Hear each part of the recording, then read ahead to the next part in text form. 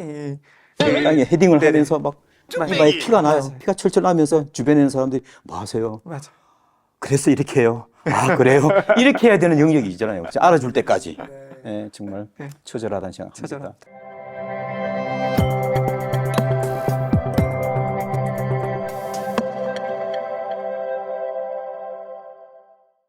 이제 좀 과제들 네. 이런 부분들을 기독교 교육, 한국의 기독교 교육들이 조금 채워져 가야 된다.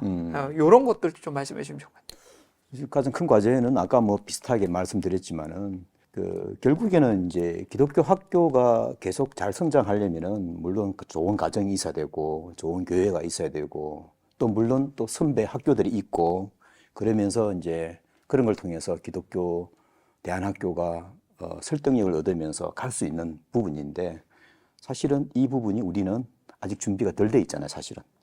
학교가 만들어가고 있잖아요. 학교가 좋은 가정을 만들어가고 있고 학교가 오히려 교회에 대해서 이것을 강조해 달라고 요청하는 그런 상황이 있고 또 학교가 또 기독교 대안교육을 위한 교육 문화를 만들어가는 입장이 있고 학교가 어떻게 생각하면은 기독교 대안교육의 모든 센터 역할을 하고 있는 거죠. 그러다 보니까 학교의 역할이 너무 큰 거예요. 크고 어떻게 보면 초창기 학교들은 최선을 다해서 이 역할을 만들어가고 있지만은 계속 그 역할을 만들어간다는 것은 쉽지는 않다고 생각이 들거든요. 결국에는 현재 있는 선배 학교들이 이런 기독교 대안교육의 문화들을 만들어서 형성해서 이것들이 계속 기독교 대안교육이 나아가고 발전할 수 있도록 만들어주는 어떤 문화적 토대가 있어야 된다고 생각합니다. 그래서 문화적 토대를 우리는 형성해야 되는데 지금도 형성하고 있는 단계에 있다는 생각이 듭니다. 뭐 우리가 뭐 흔히 말하는 뭐 세술은 새 부대에 넣어야 된다 이렇게 하는데 우리가 가지고 있는 이 세술을 새 부대에 넣어야 되는데 새 부대가 준비가 안 되어 있는 거예요. 내가 볼 때는 아직까지 우리 마음으로만 준비되어 있고 그런 측면에서 지금 현재는 이 과정을 만들어가고 있는데 이 만들어가는 과정은 한 개, 두 개 학교로서 되는 게 아니라 그 문제의식이라든지 생각들을 공유하는 학교들이 정말 이 문화를 만들어서 결국은 이 문화가 서로 공유되고 우리 학교들에게 도움을 주는 거거든요. 도움을 주는 거고 이러한 것들이 결국에는 다음 계속적으로 기독교 대안교육이 한국 사회 속에서 정착되고 발전해 나갈 수 있는 하나의 토대를 만드는 부분이라서 저는 중요하다고 생각합니다. 또 무엇보다도 더 큰 거는 한국의 다음 세대, 특히 교회를 위해서인데요. 지금 뭐 주일학교 교육이 많이 다운된 상태에서 정말 다음 우리 한국의 이 세대가 우리 아이들이 어른이 되었을 때 한국 교회를 이끌어갈 수 있는 지도자들, 역할들을 할 수 있는 사람들 생각해 본다면 지금 기독교 대안학교가 가장 적극적으로 이 일들에 대처하고 있는 거거든요, 사실은. 이 일들을 대처하고 있는 결국에는 기독교 대안학교가 한국의 교회들을 어떻게 생각하면은 견인을 할 수 있는 그런 역할까지도 할 수 있는 거거든요. 왜냐하면 이렇게 적극적이고 조직적으로 세밀하게 다음 세대에 대해서 대응하는 기관이 없거든요. 그런 측면에서 우리는 그런 역할을 계속적으로 하려면은 아까 말씀드린 것처럼 우리가 서로 공유할 수 있는 이 기독교 대안교육의 문화들을 만들어야 된다.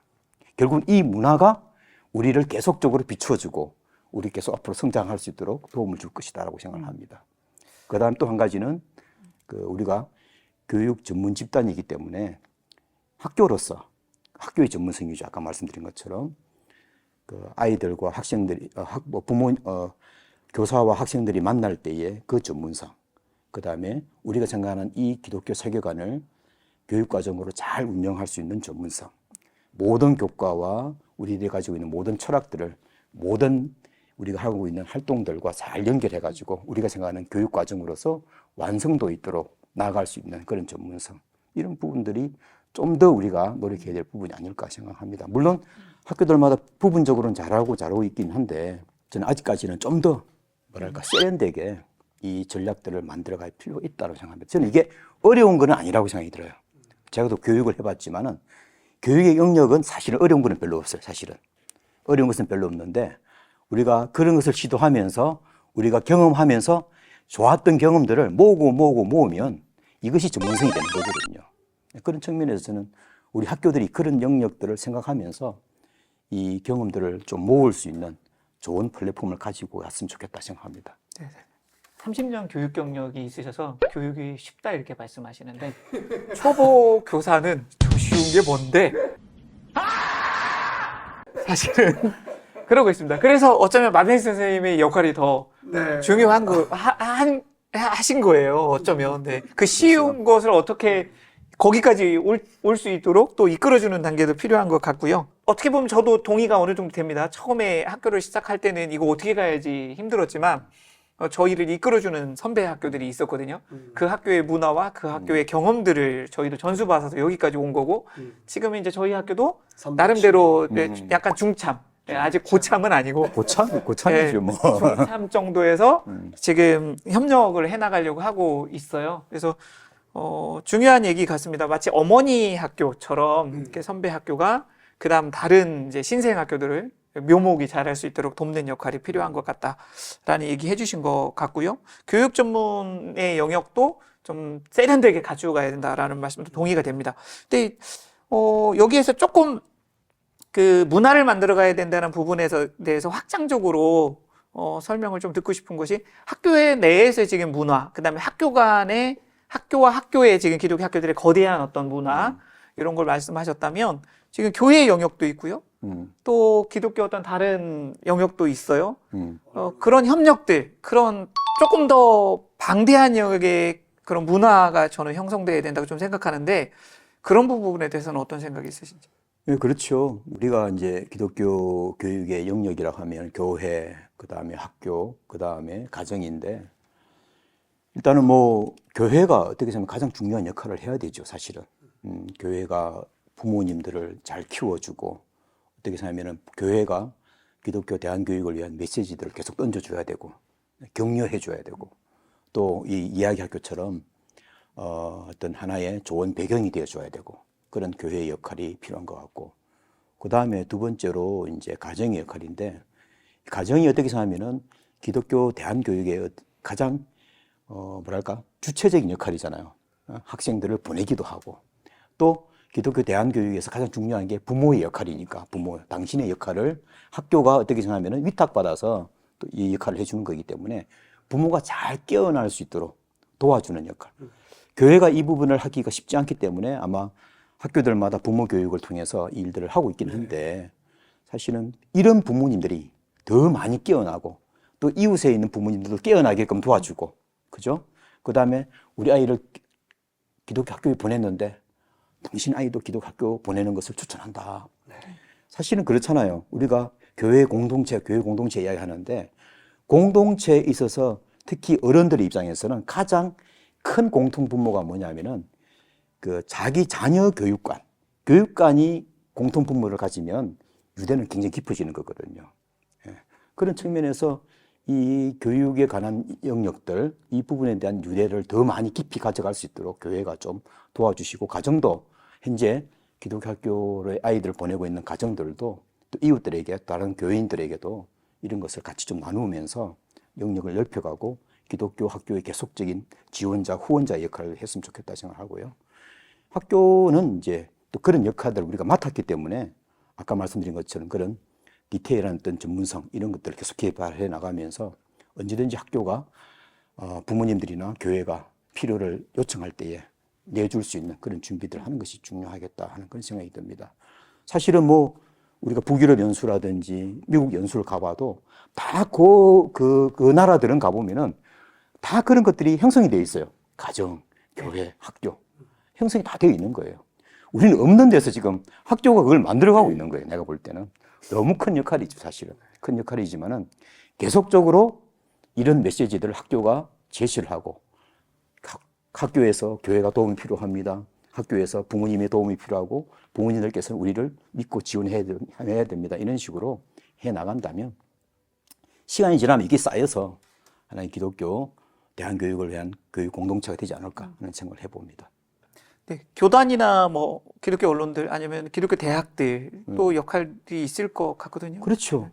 사실은 가장 중요한 거는 교사들 입장에서는 좋은 기독교 대학이 있으면 그 기독교 대학에서 그런 교사들을 양성하면 가장 좋은 것 같고 그 다음에 교단 입장에서도 교단의 입장에서 어떻게 생각하면 다음 세대를 위하여 굉장히 강조를 해주고 그 다음에 교회가 그 역할을 할 수 있도록 강조를 해주고 한다면은 이런 것을 어떻게 보면 이 학교들은 다 교회를 위한 학교들이잖아요, 사실은. 교회를 위한 학교이기 때문에 교단들 입장에서는 어떻게 보면 가장 적극적인 우군이 학교들이기 때문에 그런 측면에서 계속 칭찬해주고 지원해줘야 되는 이 당위성들을 교단들이 가져갈 필요가 있다고 생각을 합니다. 예. 저는 말씀드리면서 지금 현장에서 이 기독교 학교를 하면서 고립이라는 단어가 상당히 중요하게 느껴지거든요. 기독교 학교가 혼자 나가는 거예요. 부모도 설득해야 되고, 교회도 설득해야 그렇죠. 되고, 교단도 설득해야 되고, 대학도 설득해야 되고, 그렇죠. 설득할 이유가 아니라 학교한테 예. 이건 중요하게 다음 세대를 위한 아까 조직적이고 체계적인 교육이 필요해. 그러니까 너희들이 이걸 해줘. 라고 부탁을 하고 위탁을 해야 되는데 우리는 지금 역으로 돼 있어요.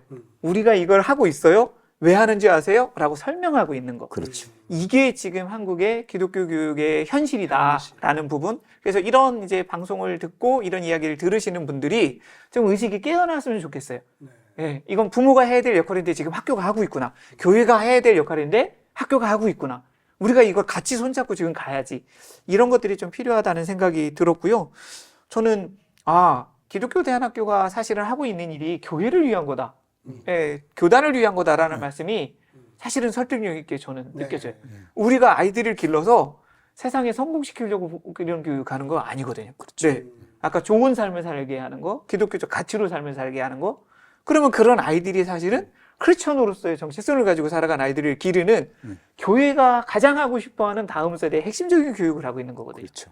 근데 이런 부분에 대해서 한국 사회는 설득을 조금 당해야 되는 표현하기가 참 난감했는데 고맙습니다. 네. 이런 상황인 게 좀 굉장히 아쉬웠어요. 학교가 누군가 옛날에 이야기할 때 하는 말이 맨 땅에 헤딩한다 하잖아요. 그 맨 땅에 헤딩하는 그 처절함이 느껴져요, 사실은.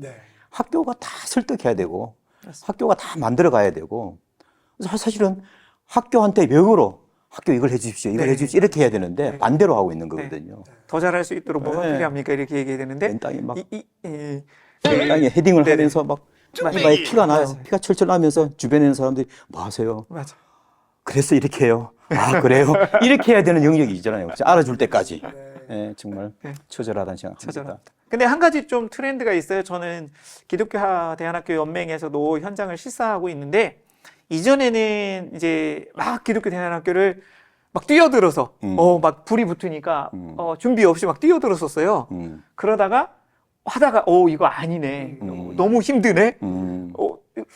준비가 필요하네. 그러면서 준비하는 단계로 좀 전환된 지가 한 2015년도 이후 정도 느껴졌는데 정말 그래서 저는 학교를 설립할 때 많이 줄어들었나? 이제 열기가 식었나? 그런 생각 들었다가 보니까 그게 아니고 구석구석 보니까 교회들이 관심을 가지면서 준비 단계를 거쳐서 학교를 설립해 가고 있더라고요. 이제 그런 단계로 조금 전환이 된 흐름이 아닌가 싶어요. 정말 중요한 것 같아요. 어쨌든 간에 한국교회의 다음 세대의 희망, 진짜 기독교 대안학교거든요. 어디에서 다음 세대의 한국교회를 이끌어가고 구성할 수 있는 공동체 멤버들을 어디에서 양성하겠습니까, 사실은. 기독교 대안학교라고 생각합니다. 적극적인 의미에서. 자, 우리 시간이 이제 그래서 마무리를 하셔야 될 것 같습니다. 전 개인적으로는 가지고 있는 생각들을 이렇게 말할 수 있는 기회가 되어서 너무 감사하게 생각하고요. 참 우리가 하고 있는 이 일들이 우리 교회 공동체를 위한 일이기도 하지만은 또 우리가 하나님 나라 갈 때까지 또는 이 땅에서의 하나님 나라를 만들어가는 이 과정 속에서 우리가 누릴 수 있는 최고의 혜택이고 기쁨 중에 하나가 기독교 대안교육이고 또 기독교 대안학교에서의 우리들의 경험이 아닐까 하는 그런 생각이 들어서 저는 이 현장, 이 운동을 참여하는 입장에서 이야기를 나누면서 오히려 저에게 기쁨이 있고 또 더 해야 되겠다는 그런 필요를 더욱 느끼게 됩니다. 초대해 주셔서 너무 감사하고요. 저는 그 두 가지.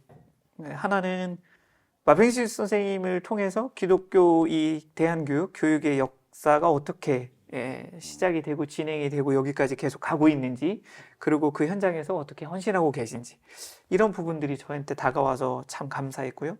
두 번째는 아까 선생님께서 하신 말씀이, 가장 첫 번째가 기독교 학교가 잘하는 게 뭐냐? 그랬더니 선생님들의 아이사랑이다. 이거는 따라갈 수 없는 거다. 그래서 우리 선생님들, 대한민국에서 기독교 학교를 헌신하고 계신 선생님들에게 정말 최고다라고 박수를 보내고 싶습니다. 너무너무 감사합니다. 예, 예. 저는 오늘 또 이제 학부형으로서 또 이렇게 이 자리에 또 함께하게 됐는데, 정말 생각도 하지 못했던, 정말 처음에 많은 분들의 헌신, 처음엔 적은 분들이었겠죠. 이제 그 위에 제가 또 우리 아이들이 이렇게 그 양분을 받고 자라고 있구나. 그리고 또 저희에게도 사명이 있겠구나. 이런 생각들을 많이 하게 됐고, 오늘 마 교수님 또 오셔서 또 대화 나누는 것이 이렇게 기쁨이라고 말씀하셨으니까 앞으로 그 기쁨을 자주 느낄 수 있도록 저희가 해드리고, 감사합니다. 앞으로 계속 모시겠다는 말씀입니다. 감사합니다. 좋은 이야기 해주셔서 너무 감사드리고, 네. 또 함께 할 수 있어서 너무 기쁨이었고, 앞으로도 계속해서 저희가 우리 한국 기독교 대한 교육은 물론이고 저희 아이들을 위해서, 다음 세대를 위해서 할 수 있는 것들을 더 재밌게 즐겁게 해가볼 수 있겠다, 그런 마음을 다지는 시간이었던 것 같습니다. 감사합니다. 네, 저희는 그럼 다음 시간에 또 뵙도록 하겠습니다. 너무 감사드립니다. 네, 감사합니다. 고맙습니다. 감사합니다.